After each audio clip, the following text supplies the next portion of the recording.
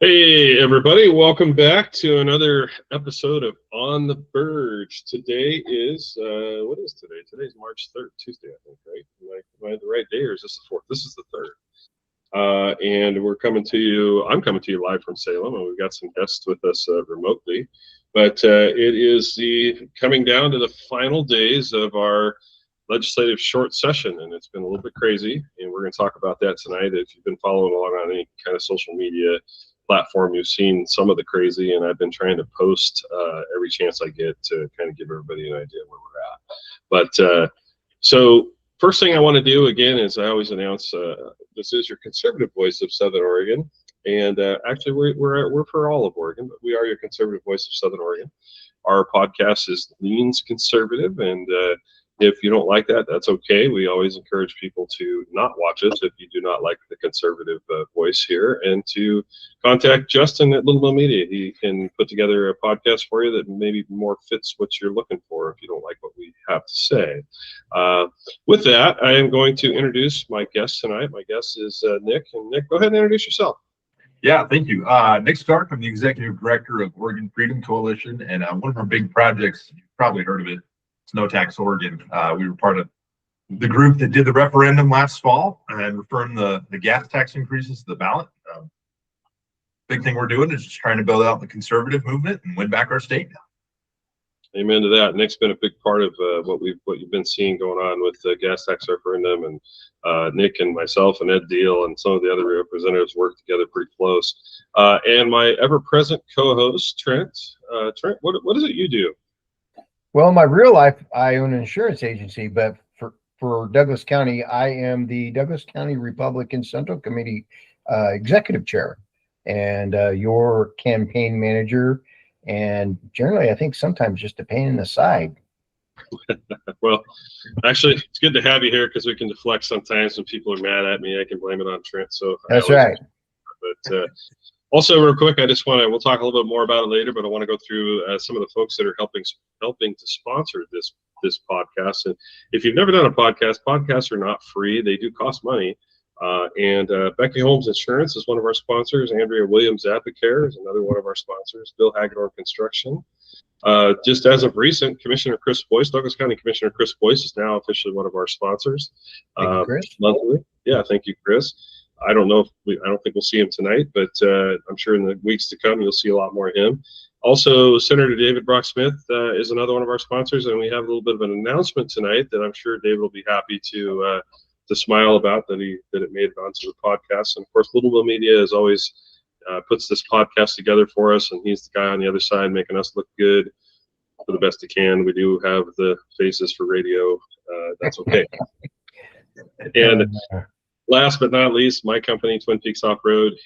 We also help out a little bit where we can to make this thing successful. We're still hitting, I just actually looked at the analytics tonight. I like to look at my 90-day analytics for my Facebook site.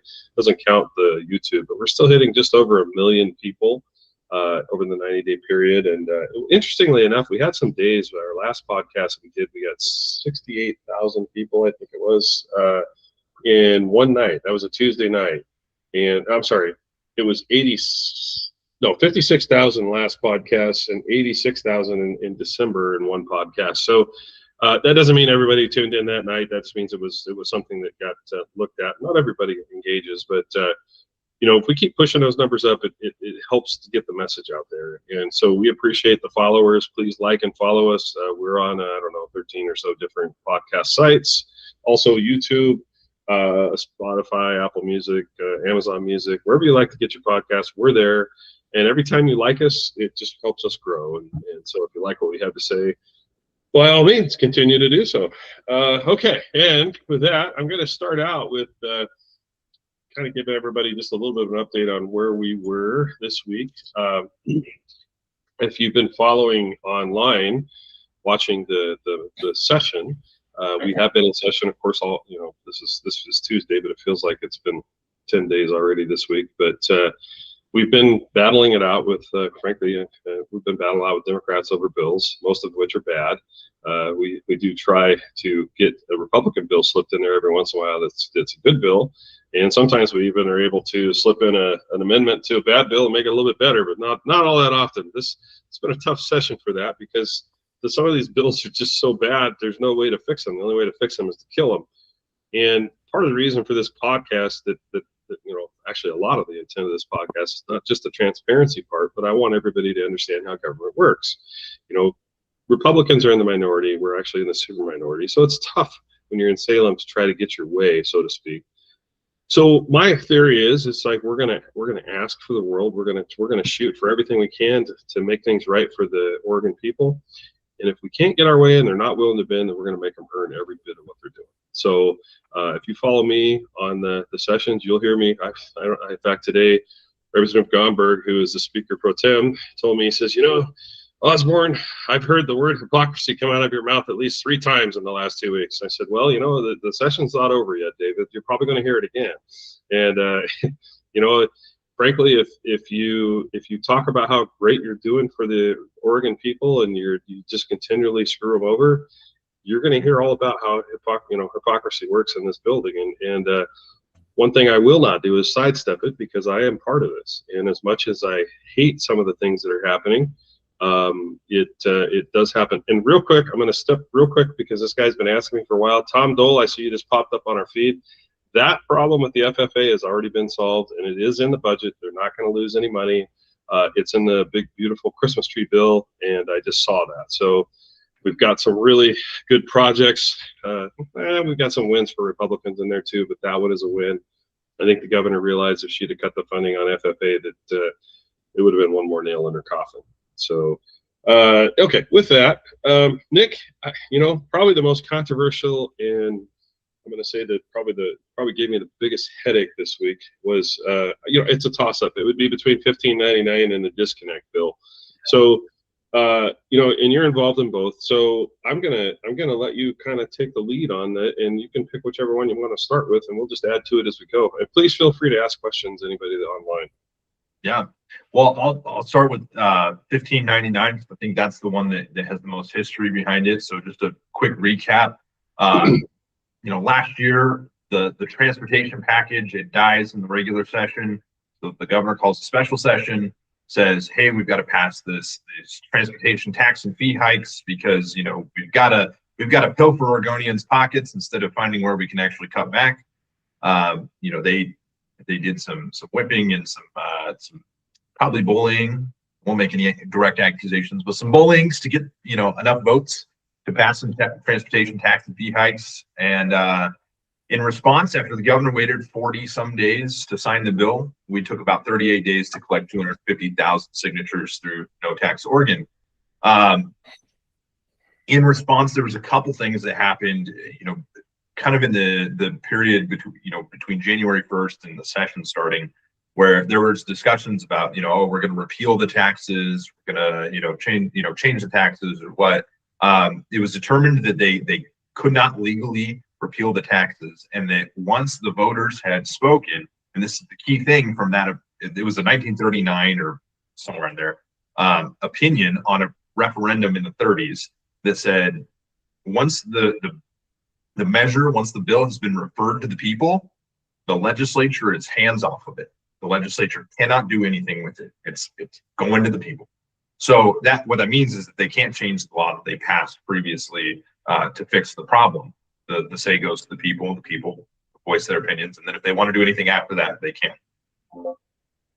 That's key because the legislature, as their fix, decided to move this referendum from November, where it was supposed to be, up to May. Now, the key reason is that there's a lot less voter turnout in May. That's one piece of it. The other piece is that they don't want this tax increase on the ballot with the people that voted for it and the governor that signed it, who, from some of the polling I've seen lately, is not very popular in the state. Imagine that. They don't want that on the ballot with those folks in November. So they are. I think the people that voted on it this week. So Senate Bill 1599 passed the Senate last week. There was some delay, came to the House this week, and then it was voted on, and it passed 31 to, it wasn't it wasn't 29. It was somewhere. It was a little lower because I know. Virgil, you walked out, didn't you? Did I walk up? Yeah. Yeah. Yeah. Yesterday. So it passed with 31 votes. So you can tell it wasn't popular, and it was bipartisan, unpopularity, you might say, because of how they called the roll call vote. They came down to the most vulnerable folks in the majority party.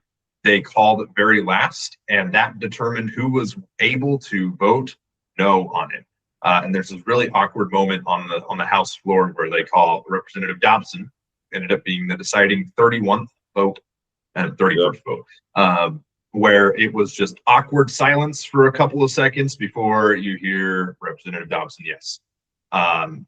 So it's clear to me that they did not actually want this to pass. They understand the unpopularity of this move of the referendum from November to May. So Nick, let me stop you there for a second. Yeah, so that's good. So you talked about the reason why it got moved to Monday.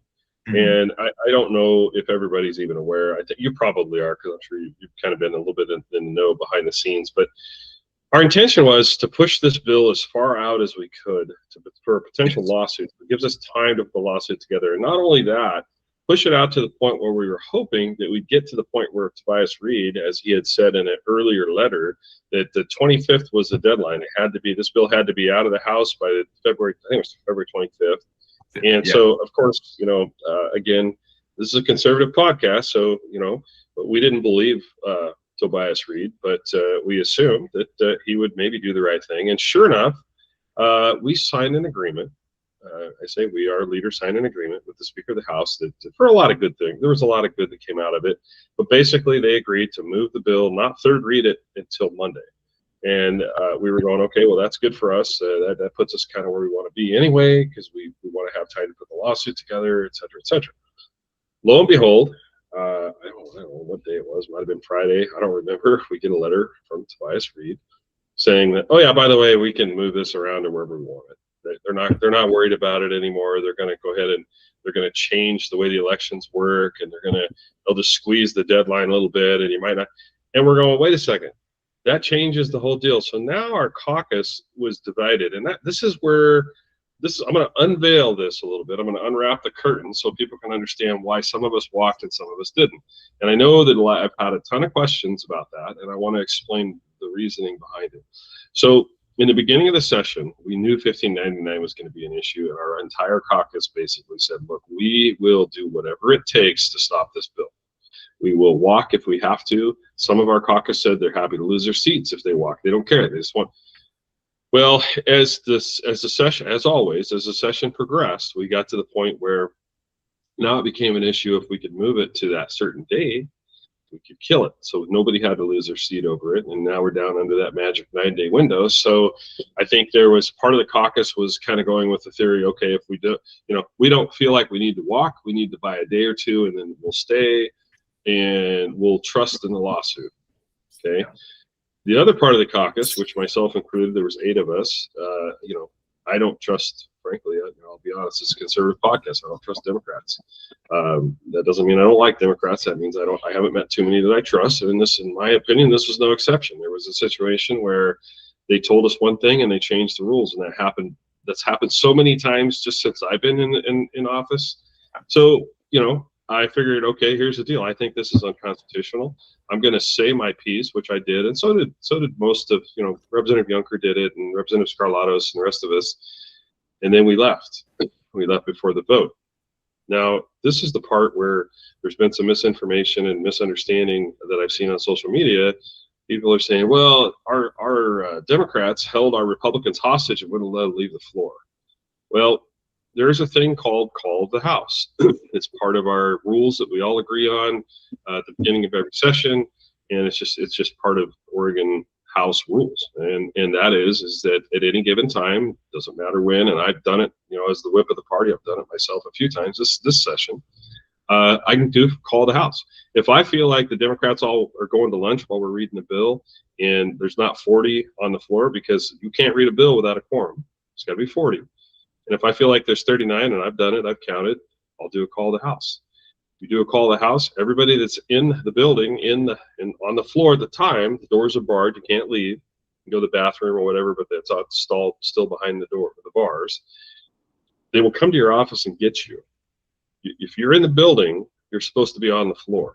I mean, that's how serious it is. And technically, the rules say they can actually arrest you.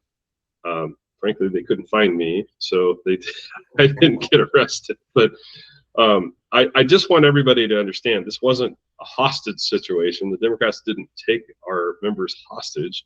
Our members that wanted to walk out took too much time to do it. They should have gone right after they testified, and they just didn't do it. And then when Representative Evans called for a call to the House, much like I've done to them, we were screwed. They had to stay. It doesn't matter. The vote was baked in from the start. But anyway, I got that out of the way. Go ahead. No, and that's a very key point that I think a lot of people don't necessarily understand about government, is that there's a lot of procedural stuff that happens on the, whether it's on the House floor or the Senate floor, or I even just think of your local city council meetings or commissioner meetings. There's a lot of procedural stuff that happens and has to happen that can be used for both good and evil sometimes. Yes. And we do also, we work off Mason's manual. We do not do, Oregon House government does not work off of Robert's Rules of Order. And a lot of people have questioned, have asked me questions about, well, Robert's Rules of Order says this. It doesn't matter what Robert's Rules of Order say, because we vote and we go on Mason's manual. I'm not sure what the Senate does, but most municipalities do Robert's Rules of Order. We do not. We work on Mason's. It's completely different. There's a lot of things. It's hard to learn. It's part of being the whip. I have to learn that stuff. I have a book at my desk, so I try to catch every mistake that's made, but I don't always catch them all. Yeah. Anyway, go ahead. Go ahead. So there's so many different dynamics with this bill that we can discuss, and I think I appreciate you drawing some of that out. I want to comment on the Secretary of State, I think, positions himself as this very moderate type personality, or almost even moderate bipartisan type personality. Yet he does things like this and kowtows to what the governor says. He's no more than just a patsy. In my opinion, he could have stood firm and said, "Hey, I did say February 25th, and that's a hard and fast deadline." But no, instead he decided that he was going to give an early date, so that way he could double back on his word. And I think he needs to be shamed into oblivion for that. He's not a man of integrity and a man of his word, and that needs to be pointed out repeatedly.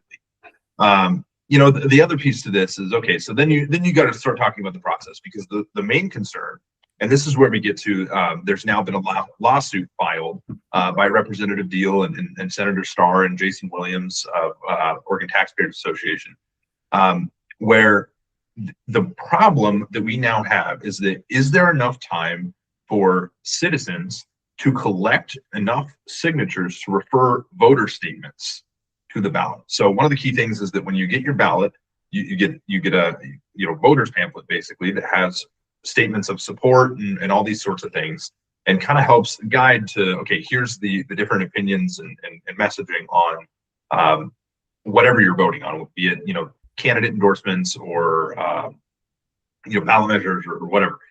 So the window for that has now closed.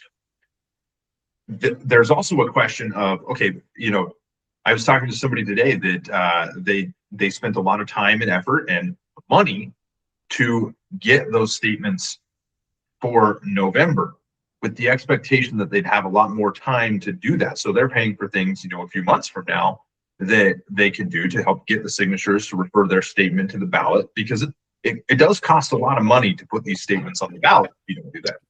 $1,200 a pop, isn't it, or something? Yeah. Yeah. Yes. Yeah. So $1,200 per statement, and otherwise it's I think the threshold's like 1,000 signatures. I could be wrong about this. It's 500. It's okay. So it's 500. Yeah. It's 500 signature.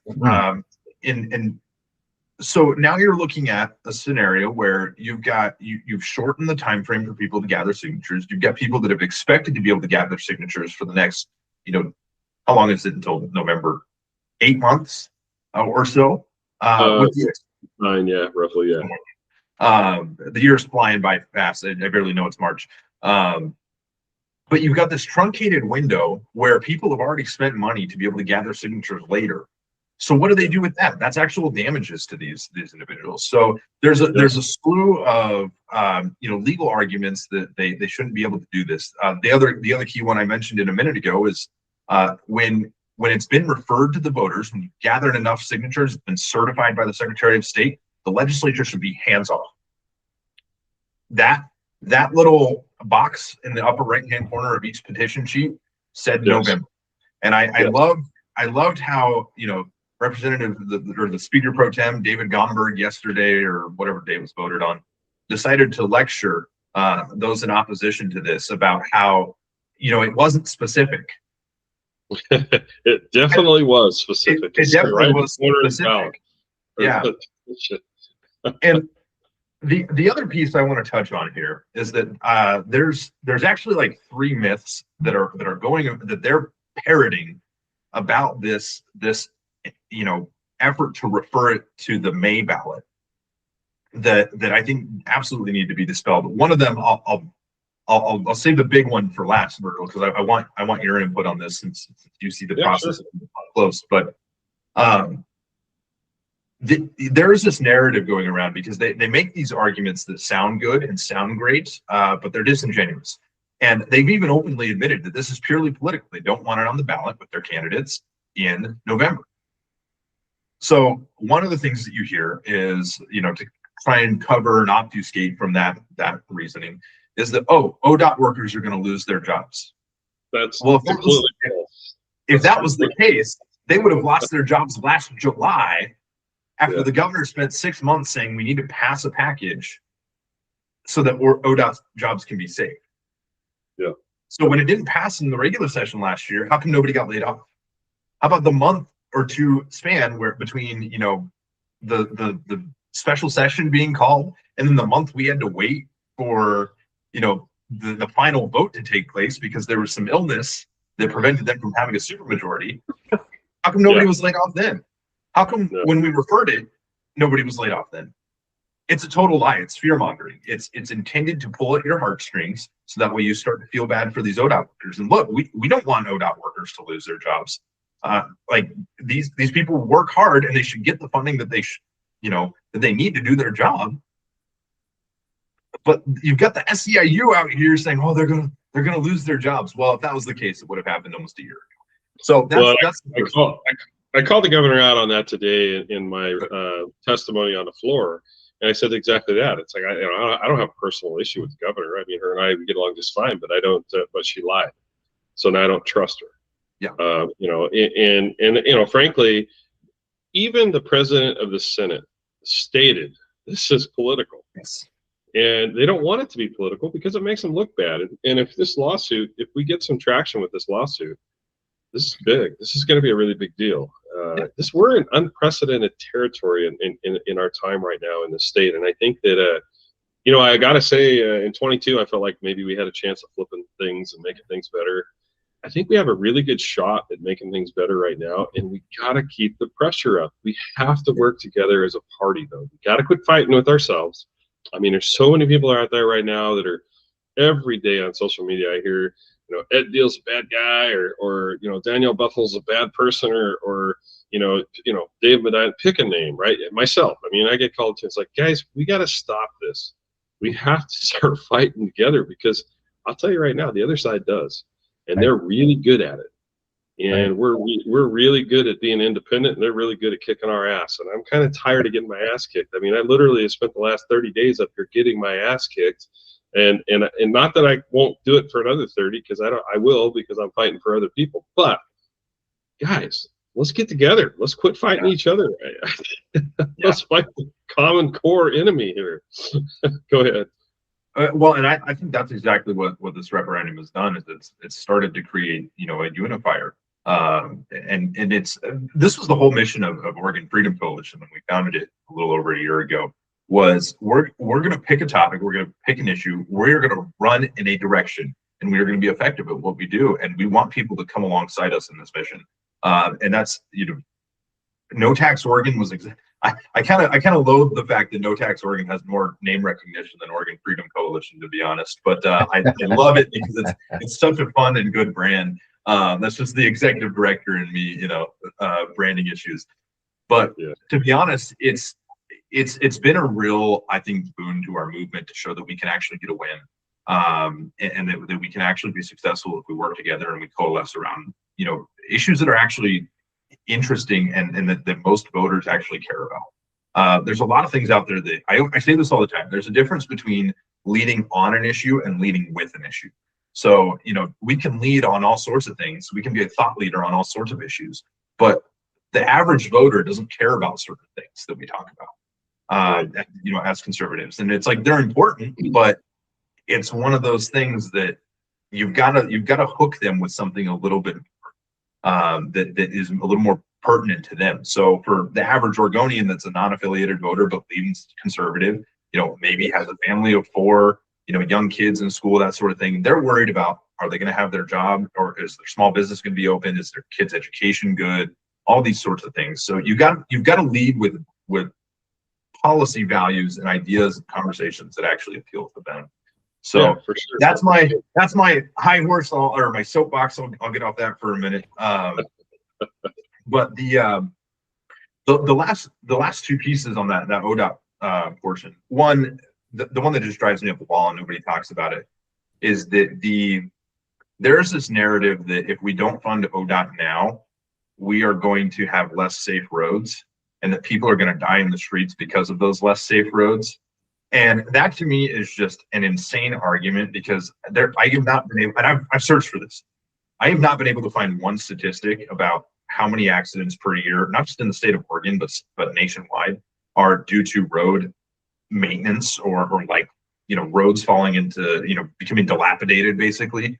Most of it's, if anything, weather related, at best, but most of the time it's, operator error. So anyways, that's one that is just a pet peeve of mine. What I think, I want your commentary on this, Virgil, is they are leading with this narrative of, we have to solve the budget crisis now. That's why we need the tax increase. But correct me if I'm wrong, isn't there this little thing called short session that happens through, the month of February and a little bit into March, where legislators can do this little thing called their job and balance that budget and fix the problem before there's any vote affirming or taking away their tax increases? Am I wrong about that? Yeah, no, actually, that is a fact, the truth. And believe me, if we had been doing our job the last, what are we? We got about 5-6 days left. If we've been doing our job the last 30, we wouldn't even be having the discussion. But no, this is all, she got caught, right? She pulled a stunt, and Oregon voters said, wait, no, we don't like that. And so she got caught. So now she's trying to back out of it. And, and I say she, I'm talking about the governor, of course. And, and yeah, we're picking on her a little bit tonight. And, it's not personal. It is personal for me, actually, especially for the people I represent, because, frankly, that is my first and foremost concern. If anybody thinks that we come to this marble nut house because of the money or because of the fame or the prestige, there may be some people that do. I've never met one, but, we come here to represent our people. Now, I will tell you that I think there are some people that don't do a very good job of representing the majority of people in the districts. But that's what I care about. I want to cut real quick here to a couple of things. We've got some folks that help pay the bills, and I want to just acknowledge them. And then I also want to acknowledge an announcement that came out this morning that I had to hear about at 7:31 a.m. And so we're going to do that. But first, before we do that, I want to go to some quick sponsors, and the first one I'm going to talk about here is this is Andrea Williams, Advocare, and she talks about as a small business owner here, it's stressful, and we all get up in the morning and we drink our caffeine, and we need that extra little bit of energy. Life is kind of hard, and I feel it every day. But she has Advocare, and Advocare is an additive you can add into your drinks. It's like an energy drink in itself, and I use it. Although again, I'm bad because I'm out right now, but I do use it. It's a great product. And she is a distributor on Facebook, and you can find her at healthyhabittribe.org. That's healthyhabittribe.org. Andrea Williams, she's a distributor for them, and I encourage everybody to go there. And I didn't read her ad today. I just told the truth. That's what I did. Yeah, and Virgil, Yeah. this is Fast Melt from Advocare. This is a probiotic that I take every day. As someone, as an older business athlete, gut health's important. As we get into our years past that we weren't as good as we once was. There's a song about that. That's right. That's right. Which brings me to my next lead-in, because when you get to that point where you're not as good as you once were, or once was, I guess, you might need insurance. And Becky Holmes Insurance she is your person. She is an expert at Medicare, Medicaid, all of that stuff, and stuff I don't even understand, but I do call her myself. So if you're turning 65 or you have questions about Medicare, the marketplace, Becky Holmes is the person to call. Becky Holmes. She's a good friend, and I realize I'm sitting here advertising and making it up as I go, but again, I only tell the truth. So the truth is, she's great. She's every time I've needed her, she's answered her phone on the first call, and she's never let me down. So Becky Holmes Insurance, 541-900-6001, 541-900-6001. By all means, if you have an insurance question regarding Medicaid, Medicare, don't hesitate to call, because she will help you. She's a great lady. And Trent, you have somebody there that I believe is a contractor that also helps us out. Absolutely. So my good buddy Bill Hagedorn Construction, him and his wife Diana work together, and he does it all. He's a general contractor, and all your construction needs, new additions, remodels, decking, fencing, flooring, tile work, he has you covered. And he's done a bunch of work for me. And if Bill can't do it, he'll find someone who can. So check out some of his work on Facebook. You can go to Bill Hagedorn Construction, 541-817-3704. Right on. Thanks. And again, Bill is also a friend of mine and does great work, and his wife also works with him too, Diana. Yes. Which leads me to another new sponsor we have, and we don't really have a commercial for him, but I've known him a long time, and that's Douglas County Commissioner Chris Boyce. He has came on as a major sponsor for us with our podcast, and he's interested in getting the message out. He's been on some of our shows in the past, and he does a fantastic job of actually laying out what's really going on in the county. And I know when he was on the last time, we talked a little bit about the RV parks and basically the parks of Douglas County, and how they've been able to flip that whole thing around as commissioners and turn it into something that, rather than a general fund suck, it's actually putting money back into the general fund. And we're certainly thankful for that. That took some insight, some planning, and a vision. And frankly, our commissioners have done a great job with that. So again, Commissioner Chris Boyce, thank you so much for your sponsorship. And now we're going to cut real quick to a new commercial that I got to hear at 7:31 this morning when it went live. Kind of excited about it. He's a friend and a colleague, and he's a senator right now, and that's Senator David Brock Smith. So I'm going to go ahead and cut, and I'll see you back in just about, 20 seconds or so. In an Oregon where the middle class is under attack, prices are rising, politicians are being dumb and stuff. One candidate will rise, not for the elites, not for the bureaucrats. Oh, hey there. Our nation is under attack, and our future is in peril. It's time to stand up and fight. Whoa, whoa, whoa. Let's pump the brakes. Hi, I'm David Brock Smith, and I'm running for the United States Senate. And yeah, our beloved Oregon and our country are facing some serious problems.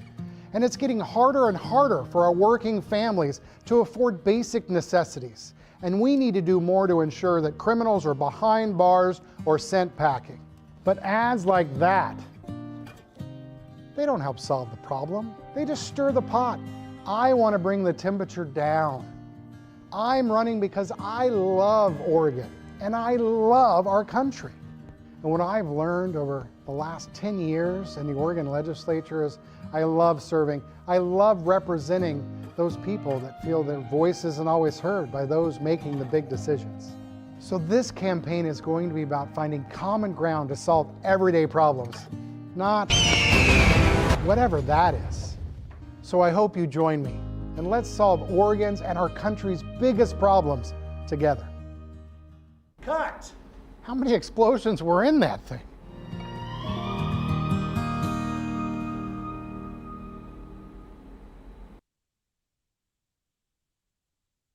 Welcome back, everybody, and I hope you enjoyed that commercial. David's proud of it. I think you're going to see a lot more to come.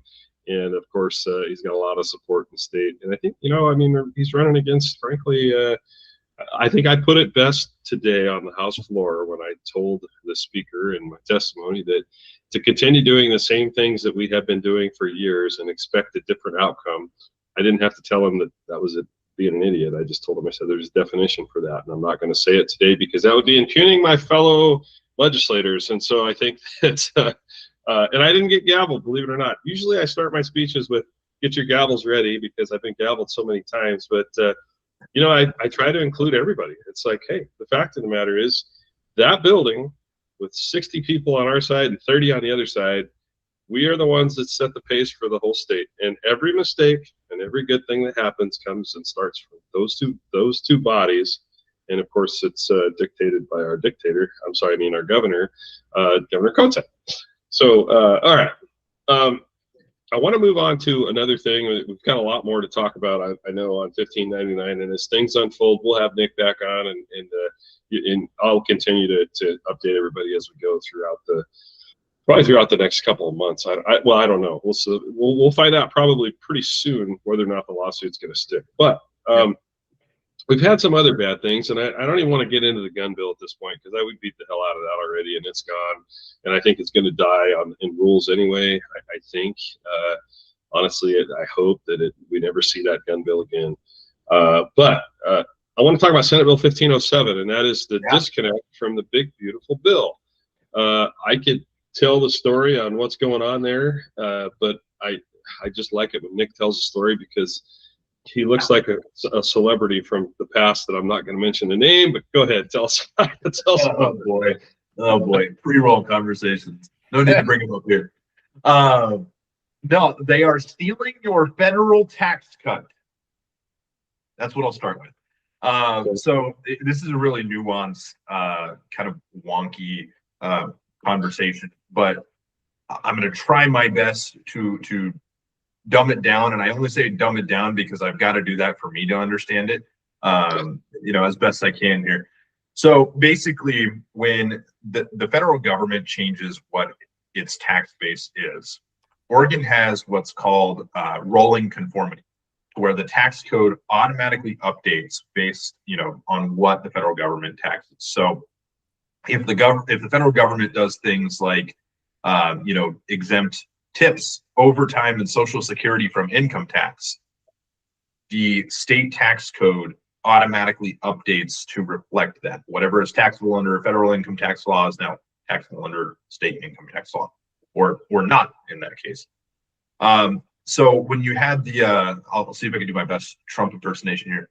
The One Big Beautiful Bill Act in July, whatever it was. Thank you. When you had the One Big Beautiful Bill Act passed last year, there was a lot of good stuff in it, including those three things that I just mentioned, with the no tax on tips, no tax on overtime, and no tax on Social Security. But there's also a lot of business provisions that were included in it that are really just solid, good small business. I'm trying to think what the word is. They really just help small businesses. The depreciation ability to do it in 1 year. Yes. Yeah. And that's the big one in there. Now, the messaging on this, and this is such a weird and nuanced issue because what happened is that when the One Big Beautiful Bill Act passed last year, Oregon automatically updates, and because of that, we now have what is claimed to be a $300 million budget hole, because what we were once taxing has now been removed. So we've got this disparity. The smart thing to do would be to just find where we can cut back spending and save $300 million. I've got a couple ideas for that. We'll get to that in a second. But instead of doing that, the legislature decided that, no, actually, we're not going to follow some of the things that the One Big Beautiful Bill Act decided not to tax. So they did Senate Bill 1507, which disconnects from a couple of key provisions. The one being the exemption of, or what was it? How do you describe it? It was depreciation. Yeah, interest depreciation. Yes. Yep, interest depreciation. Thank you. I was trying to think of what the terminology. See, it's so complex. Not even I, a tax expert, can remember this. So the car loan depreciate or interest payments, you could deduct that from your taxes under OBA, One Big Beautiful Bill Act. They disconnected from that the business depreciation. I think that was specific to equipment. So if my dad does excavation down here in Grants Pass. If he goes and buys a brand new excavator, he can deduct the depreciation over the first year of owning that from his taxes. So a lot of businesses have made decisions based around this tax package that they expected to be able to, save money at both the federal and state level. Well, lawmakers in Salem decided to, terrible lawmakers, not our good lawmakers like Representative Osborne, decided to disconnect our state tax code from this bill. So we stand to now see what a $300 million tax increase. And the claim is that this is because these provisions benefited only big businesses and corporations. What I keep telling people is that you're right, it benefits big business and corporations, but they are not the sole beneficiaries of this. Monetarily, they might, benefit the most, but the in terms of what this cost actually does to small businesses compared to the corporations, the small businesses suffer under this a lot more than the corporations do. And that's the key thing, that whenever we talk about, pay their fair share, or corporations need to be taxed more, we need to remember that a lot of this falls down to the little guy, the small businesses, that pay a larger percentage of this, this new tax as compared to their overall revenues with their businesses. Well, Nick, let me mention something on that. Yeah. So yes, when you talk about depreciation, business depreciation, first off, the problem on the House floor is that the majority of folks up there in Salem, have never signed the front side of a paycheck. They have no idea what it's like to own a business. They just don't, right? So they don't understand that. But on the flip side of that, they talk about how, well, this is gonna benefit rich people. Rich people don't take car loans, right? No. We take car loans. Us poor guys, and so if we have a car loan and we can write the interest off, guess what we're going to do? We're going to buy that car because we want the interest break. It's just human nature. We're going to go for the smart thing. This takes that away. So I often, it's such a dilemma, because the folks on the other side of the aisle for me always claim how they're trying to help out those people, the needy people, the people that they're the most concerned about. But here they go, screwing them. That's the people that get hurt every single time. And when you try to talk about unintended consequences, they look at you like you're from another planet. And sometimes I think I might be, because I don't think I'm in the planet they're from. Well, it was bewildering. It's simple. If you're listening out there and you're on the other side of the aisle from us, there's more small businesses by 85% in Oregon than there is big businesses and rich people. Most economics in our nation are ran by small business. There's 400, and I wish I had the exact number. There's 400,000 small businesses, and that's defined as 50 employees or under in the state of Oregon. 400,000. 853,000 are employed by what's considered small businesses, which is 53% of our workforce in the state. Yeah. How is this? The governor talks about making the Prosperity Council and how we're going to make things better for business. We've managed in less than 30 days to screw business worse than I just, oh my God. I sometimes, like I said earlier, I go bang my head on the wall, because at least I know what the results are going to be. It's going to hurt. Yeah. We're going to wake up one morning in one of those really large employers in Portland, right along I-5 with the big sign on the east side of the freeway, if you know where I'm talking about. They're not going to be there no more. And people are going to go, what happened? Yep. Well, and that's the trend. I was going to say that exactly, is we don't have any big businesses left because they're all leaving because of our tax and regulatory scheme. and Virgil, to your point, her little prosperity council, one of the members of the prosperity council that she put together actually came out and said something to the effect of, this is not good for business in relation to SB 1507. She has the ability to veto that bill. Mm-hmm. She hasn't signed it yet. So every single person listening to this podcast, and for that matter, every single person that every friend of theirs should be sending emails to the governor saying veto 1507, because they can still kill it. It's past us, but she still has it. Yeah. Sorry, go ahead. No, you're good. The bewildering thing to me was that one of the only business owners that is on the other side of the aisle up there stood up and gave a very passionate and I believe heartfelt speech, lecturing the members of the legislature who decided to stand up and cry small business, right before he turned around and voted for this bill. And one of the things that was just bewildering to me was that his comment was, and he's the chair of the Economic Development Committee. His comment was, "Where's the economic development bills?" And I would almost guarantee that conservatives in the legislature introduce more economic development, maybe not specifically referred to that committee bills, but more bills that are good for economic development than the other side does. And they die before they get a hearing because it's a Republican bill. Exactly. And I would say, and this doesn't always show up as economic development, but the best form of economic development is a tax cut. Of course. That's it. That doesn't always make it to the economic development because that always goes through Ways and Means before revenue. But that's the best form. So with all this, I know Representative Deal, did he make this announcement before he was on last week with the referendum?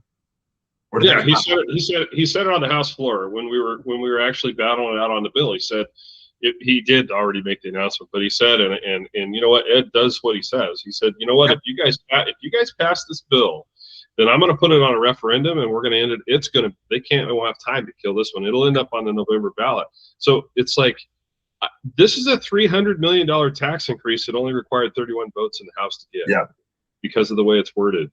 And if the governor wants that one around her neck in November, I hope she does. And by the way, I also, just a completely off topic, this IP28, the anti-hunting, anti-fishing, can't kill a mouse, all this crap. Everybody is in a panic about that petition, the initiative petition. I think it's a horrible petition, but I got to tell you, go ahead, Nick. I know you want to say it. Oh, and sign the petition, please. Right. I'll let you explain why. Because realistically, like I said earlier, we have to get Republicans to vote. We got to quit worrying about all the vote by mail crap. We just got to vote. And what better way to do that than tell you that if you don't vote on this, you're going to lose your hunting rights. You're going to lose your fishing rights. You're going to lose your right to have a cattle ranch. That's what that bill does. It's the Peace Act. It's a complete crock of crap, but it's an animal cruelty bill. That's how they sold it. That's how people are signing it. They're still a little short of signatures, but they've got till July to get it, and they probably will. And I haven't heard a Democrat yet come out against it. And I'm like, you guys are so worried about this other garbage. That one's going to sneak in behind you, and guess what? We're going to win this. So anyway, that's off topic. People at church will ask me, "Oh, what about this initiative petition 28?" And I just smile and I do what I just did with, I sign it. I'm not going to sign it. I know, tons of people that if I say that, they're not going to sign it. I don't necessarily encourage it, but that's always my thought. Is I would love to see this go to the ballot because I think it would drive voter turnout for a lot of different things. That initiative petition, but our existing initiative petitions. Some of the other stuff that we're working on. So full transparency, I'm going to be, if this 1507 does get signed by the governor, Representative Deal and I and Representative Dwayne Yunker are going to be the chief petitioners on the referendum to refer this to the voters. Just key provisions of it, the car loan interest payment, the business depreciation, and probably maybe one or two more. So we'll put that out there for people to sign. It'll look very similar to last fall with the gas tax. But the other stuff we're working on includes the estate tax elimination petition that's out there that Representative Mannix is running. in addition to the Oregon Crime Fighting Act, which Representative Mannix is also doing, which would end things like catch and release. It would also restore the ability for localities to enforce, some of their own local laws. So, related to parks and whatnot. So you would be able to deal with the homeless problem a little bit more as you as a locality see fit, which is great. That's all we've been asking for the last 5 years, is let localities solve what is innately a local problem, right? And then the last one is that we'll be taking up vote before tolls, which I think is a great a great constitutional amendment. I think that I was actually talking with the chief petitioner on that a little bit ago, about how it fits into such a larger vision of what we have for citizens to weigh in on any sort of tax and fee or what's called a revenue raising measure, in addition to the legislative 3/5. I think it's absolutely necessary. We're talking about maybe, and this looks a little bit beyond November, so looking into 2027, my goodness, we're almost there already. Even though we're in March, it's like, well, I didn't think that year was that close. But looking towards 2028 ballot, we're looking at a potential taxpayer bill of rights to fold some of these things into it. So yeah, a lot of good things in store with Oregon Freedom Coalition, our project No Tax Oregon, and just really like giving the people their voice back, taking our state back, and protecting people's wallets. Well, and that's, Nick, thank you for coming on the show tonight. One of the things I like, one of the reasons I like having Nick on our show is because what people don't understand is, and I guess they wouldn't know it because we don't advertise it, but behind the scenes, this Oregon Freedom Coalition, myself, Representative Deal, Representative Junker, Representative Harbick, Representative Scarlatos, I'm missing somebody, I don't remember who. Boyce? Representative Boyce. So we're kind of like out on the front lines, kind of battling it out on a daily basis. But behind the scenes, Nick is back there. They're working on these petitions. They're working on these. We have a strategy, right? This is not just this was unprecedented.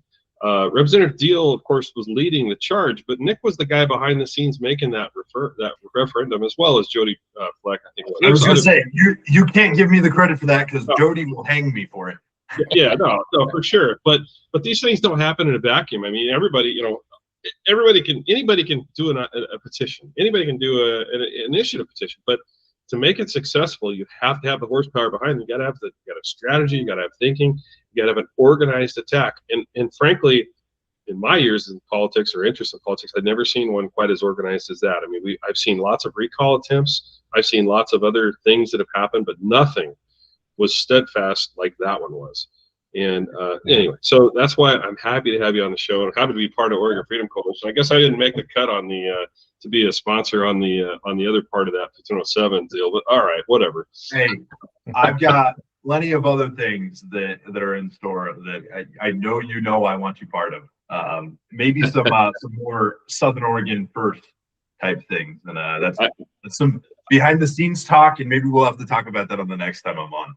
No, it's fine. And I think Representative Junker needs a little bit of, that's good. This is good stuff for him. He needs to be out and hold the fight. I mean, listen, Representative Junker is, I know he's a little hard to the right, but the guy cares, right? He cares about his district. He cares about the people in Oregon, and he'll stand there toe to toe with anybody, and he'll go at it. I mean, I've seen him do it many times. So. And here's one of the things that I always tell people is that, you need kind of your bomb thrower types. You need your people that are always going to be steadfast, no votes on things, because that sets a baseline, and it reminds us what direction we're eventually looking to get to. Not everything that Representative Junker and personally even I want is going to happen within a 1 to 2 year window. There's things that I unfortunately have to tell this to people all the time. Is like, the right to life issue. That's something we've got to culturally change a lot of things before we get to that point. I think that's a 50-year window on that. But something like a taxpayer bill of rights, we are right in the window for that. We've got to target that issue and go in that direction right now. Yeah, we can still, and it comes back to the whole lead on versus lead with. We can lead on the other issues, but we got to understand that our time frame is a little bit longer for that. And I hate that that's the case with some of these, but this is how the strategy works. This is how the the chess game, if you will. That's how it works. No, you're absolutely right, and we get it. We talk about right to life and the abortion issue and the transgender, changing of kids, that are 50. I've been battling that out in this session as well, and that's a whole. I mean, clearly, we would need much more time than we have tonight to even bring that topic up. But I agree. Go ahead. Well, I was going to say, and that's why we need guys like you and Dwayne to hold the line on that, is because we don't want to put that in the 50-year window and then forget about it. We need people holding the baseline on that now, so that way we can keep moving in that direction. Well, don't worry, we won't forget. And if it's the last thing I do before I'm no longer in office, I'm going to be telling everybody how screwed that whole bill was. So I just, listen. I mean, killing babies is one thing, but killing a baby that's tried to be aborted and then not even given the baby the medical attention to try to save its life, it happened. I mean, we had an example of a person who survived a botched abortion on the House floor that day. And I have had people tell me in social media that I am full of crap and that never happens. How many lives does it take for it to matter? To me, one life, one kid, one life. That's all it takes. That matters. And so anyway, I call it murder. And you know what? Frankly, I don't really give a damn if people don't like that. That's how I feel. And they obviously don't give a damn about it either. So anyway, I want to address something real quick. IP53, the right to paddle petition. Ross Van Houten actually had mentioned we should include that into our thing. I think that's included every time we go out and do a petition. I think those are generally there, on hand to sign as well. Am I mistaken, Trent? That's correct? No. In most of the cases, it is. There was a question on IP46. Okay. Which is repeal of 114. I thought that was already in the courts and up to the courts at this point. On 114, I'm sorry, I got sidetracked on a question. What was your question again? Well, the question is IP46 to repeal Measure 114. Oh, but that's in the courts. Well, so okay, I don't know much about that petition, but I have heard it being talked about. I don't know if and maybe Nick, maybe I don't know if it's actually gone to the Secretary of State for approval to start collecting signatures. I think it has, but I don't know. I'm going to pull the not my issue area, not my problem card. No. The other piece that you got to remember with this is that 114 is getting litigated as well. Yes, so that's why there's every session of the new bill to tweak 114 a little bit, so that way the legislation or the litigation just drags on and on and on and on and on. So that's I'm not sure where the IP surrounding the repeal is, but yeah.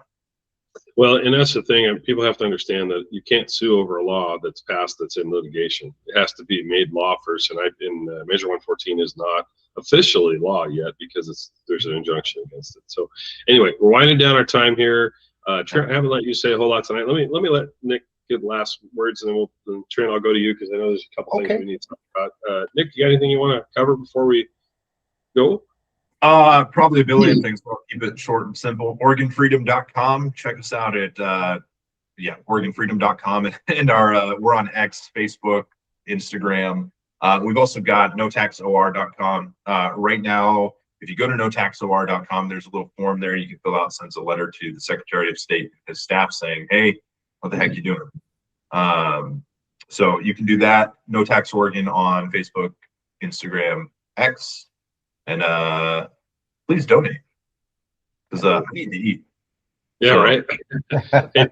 Yeah, right. Donate to Nick. Nick's doing a great job, and he's this is his job. So he's not like us. This is what he does. And then I want to touch base real quick. I know that PCP filing date's coming up. I just filed mine yesterday to be a PCP. Yeah. So if you haven't done that, Trent, why don't you tell everybody what a PCP is? They are a political committee person, and they help us in Douglas County work with the Republican Party and work with Virgil and Court and everybody doing signatures, whatever it is, whether it's petitions, whatever we can do. We help raise money. There's a lot of things to do, and I actually was going to hit on that. If you need help on that, let me know. I'd love to sit down and talk with you, kind of give you some insight. I need help. We can't do it all by ourselves. We only do a couple of meetings a year, but we've got some fun things that we do, and we get to meet our political system. Virgil does a great job at all of our events, walking us through what's going on, but we get to meet the other folks like Ed Deal and who spoke for us last year? Senator Bonham. Yeah, and that was great. I mean, so it's great to be able to do that, but it also gets you in part of the process and gives you a bird's eye view of what's going on. The other thing, there was a question there, Verge, about voting in May. Independents can vote on certain things. They just can't vote on candidates. And I would encourage you to, if you want to change your party affiliation, get a hold of me. I'll help you with that too. I'll bring the documents right to you, buy you a cup of coffee. We'll sit down and talk and get you taken care of. Yeah. So independents can only vote on, actually independent, I guess a candidate would have to be registered as independent, right? Is that even a party? I don't think it is. No. The independents? Yeah. There is an independent party of Oregon. So if you are registered as an independent, it is an actual party. It's the weirdest thing. Yeah. No other state does it like that. But if you have a non-affiliated voter designation, that's what people think is typically independent. That's what it is. Gotcha. So what that means is, like, for instance, our county commissioner race, that's a nonpartisan race. So in May, everybody will get a ballot. If you live in Douglas County, you'll have, and you're registered as a voter, doesn't matter what you're registered as, you will get a ballot that'll have those names on there. If you're registered as, if you're not registered as a Republican or independent or whatever, you won't see the person that's running for governor on there. Right, unless you register with that party. So if you want to see it, if you really want to see a Republican chosen to run in the primary, you need to register as a Republican so you can vote on which Republican that we push forward. And I want to stress, and Trent kind of did a good job of saying this, but I want to stress the importance of a PCP. So probably the most powerful political position, and it actually is elected, can be appointed, but it is an elected position. Probably the most powerful political position outside of actually being in government itself, like what we do, is to be a PCP. Because in the event that, let's just for say, I quit the position and I moved on, the next person that's going to be appointed until the election will be appointed into my position will be chosen by the PCPs. Right. So, and they'll put together a slate, and then those PCPs will introduce a slate to the county commissioners that are affected by that. And and it's quick timeline. They have 30 days to do it once the person vacates the office. So it's important to be a PCP, but not only that, it's also important to help direct the party. And PCPs are voting members of the party, so they vote on the committees, the board basically, and they vote on the chair and all the different positions. And if you're interested in politics and you really want to be part of it, be a PCP. It's simple. Yeah. You can do it online. Only takes, I think, 3 votes to win the position. Correct? Yep, 3 votes. So it can be your vote counts as 1. It can be your vote, your wife's vote, and your kid's vote, whatever the case may be. And there you are, and you'll be in the know, and you'll start getting, you'll get kind of into the groove of what politics is all about. That's how I got started. I had a little old guy come to my house one day about 15 years ago, probably, and say, "Hey, you should be a PCP." And I said, "What the hell is a PCP? That sounds like some kind of drug."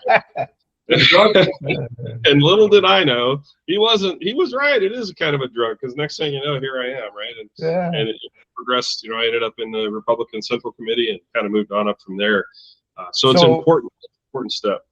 Elaine just messaged me. She said non-affiliated voters can change to the Republican Party by the 28th. Right. Okay. And I would add that if, because we created this link a while back, if you go to notaxor.com/myvote, MYVOTE, it'll take you to the Secretary of State's website, and you can check your voter registration status to see all of that stuff. Yeah. So, that's a good idea. Okay. notaxor.com/myvote.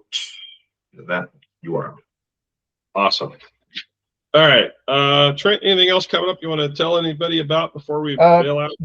Yeah, so I believe March 30th, we'll be doing a incumbent candidate celebration at the Elks Lodge. I'll have more information on that for everybody next week, and I believe it's a free event too. So it's going to be a little bit of good time. You're helping me, by the way. Oh, that's good to know. I just thought I'd let you know. Hey, I also want to announce, and I'm going to get this wrong on the date. I think it's 2 days after the end of session's Sunday, which is Right. the 8th, right? Right. So the 10th in Grants Pass. Yep. I'm not even exactly sure where. Maybe Nick can help me with that. But It is. Go ahead. I was going to say Wild River Brewing Pub. Oh, I like that place. Okay, so we will be having, this is put on by Representative Yunker. Myself and Representative Scarlatos will be there as a town hall. So we will be answering questions and talking about session and all of the above. So it will be a fantastic time to show up if you have questions and or comments, or heck, if you just want to tell us we're doing a good job or tell us we're doing a horrible job, whatever you want to say. We're not. Yeah. Yeah, you know what? If I was afraid of being told I was doing a horrible job, then I'm in the wrong job, because you know what? Sometimes I get that critique. I do my best, but it's okay. I got thick skin and I love what I do. Let's see. There will be also Representative Scarlatos is having a kickoff, I think a couple of days after that, but I haven't seen the exact advertisement of where that's going to be yet either. So we'll keep you guys posted on that. So with that, if anybody else has anything that they want to bring up real quick, if not, we'll start on our way out here. Okay. Sounds great. all things good. So again, thank you for joining On the Verge, your conservative voice of Southern Oregon. Thank you, Nick, for joining us again tonight. And Trent, as always, thanks for being my co-host. We also have, I want to just mention, we're on YouTube, Spotify, Apple Music, Amazon Music, I don't know, I want to say like 13 different, wherever you get your podcasts, we're probably there. So you have to type in the words On the Verge to find us, but our reach is growing. I mean, our 90-day analytics is well over 1 million. We're staying between 1 million and 1.2 million contacts, engagements, and that's kind of a big thing. Seeing how we started a year ago, we had probably 20. Now we've grown considerably. But we need you to like and follow us to keep that pace growing.